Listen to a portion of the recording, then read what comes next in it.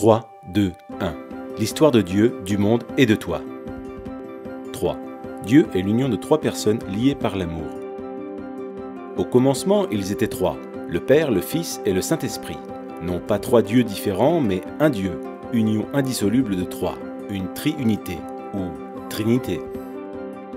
La Trinité n'est pas un problème de maths ou une ancienne énigme. C'est la bonne nouvelle que Dieu est amour. Depuis toujours, le Père a aimé son Fils dans l'unité de l'Esprit. Comment pouvons-nous nous représenter cela? En fait, le Fils de Dieu est l'image de Dieu.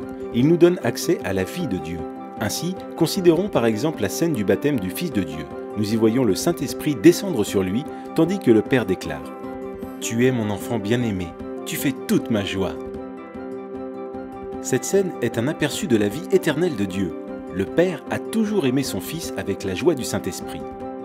Mais cet amour était trop beau pour qu'il le garde pour eux. Le Dieu d'amour souhaitait le partager. Ainsi le Père a fait un monde au travers de son Fils et par son Saint-Esprit, car il veut que des milliards d'enfants rejoignent sa famille. Toi et moi avons été créés pour entendre cette déclaration. Tu es mon enfant bien-aimé, tu fais toute ma joie. Le sens de la vie, c'est de trouver notre place avec eux. 2. L'histoire du monde est l'histoire de deux hommes. Dieu a placé un homme, Adam, à la tête de l'humanité pour qu'il la bénisse et prenne soin d'elle. Mais Adam se détourna de Dieu, se replia sur lui-même et plongea le monde dans la mort et la malédiction. L'humanité fut déchue de la grâce. Maintenant, nous partageons tous cette humanité brisée et nous ressentons les effets de sa malédiction.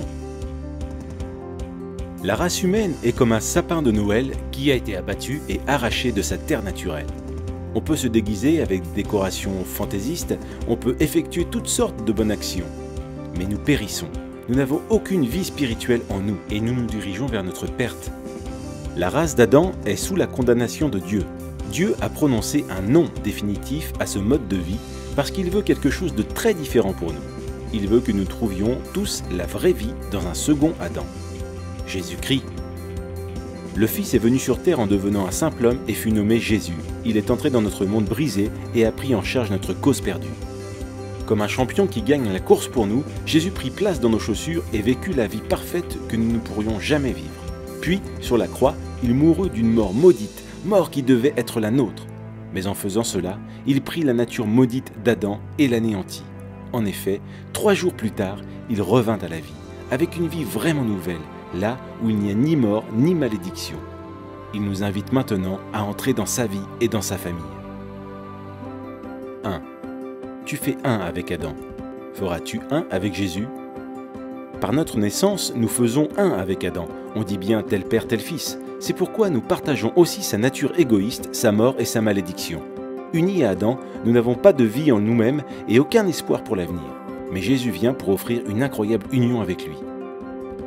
Telle une branche de sapin de Noël, nous pouvons être coupés de l'arbre Adam et greffés à l'arbre Jésus-Christ. Pensez aussi à une autre image d'union. Nous pouvons faire un avec Jésus comme dans un mariage. Imaginez un mariage entre un prince et une mendiante. Elle est sale et pauvre, avec un nom honteux et un avenir sans espérance. Pourtant, le prince l'aime et s'offre à elle dans le mariage. Dès qu'ils sont unis, que se passe-t-il? Le prince prend toutes les dettes de son épouse et elle reçoit toutes les richesses de son prince. Il couvre son nom honteux et lui donne son nom. Elle est invitée dans sa vie, sa famille et son héritage.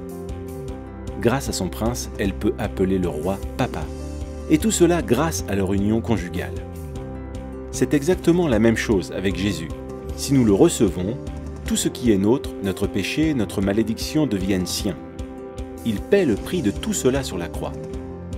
Et tout ce qui est sien, sa justice, son héritage, deviennent nôtres. Si nous faisons un avec Jésus, dès maintenant nous sommes adoptés dans la famille. Son esprit devient notre esprit, son Père devient notre Père.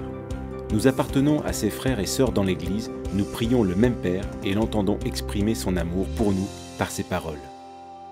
Tu es mon enfant bien-aimé, tu fais toute ma joie. Ce sont nos privilèges maintenant. Et quand Jésus reviendra, nous participerons aussi à sa vie physique et immortelle. Il ramènera nos corps à la vie et créera un monde nouveau, juste et droit. Ce jour-là, Dieu jugera le monde, confirmant à jamais son non à Adam. et son oui à Jésus-Christ. Tu fais un avec Adam, mais il n'y a aucun avenir dans cette vie-là. Cependant, les bras tendus vers toi, Jésus te lance une invitation. Il s'offre à toi, te donne sa vie même, sa famille et son avenir. Il est à toi si tu veux l'inviter dans ta vie.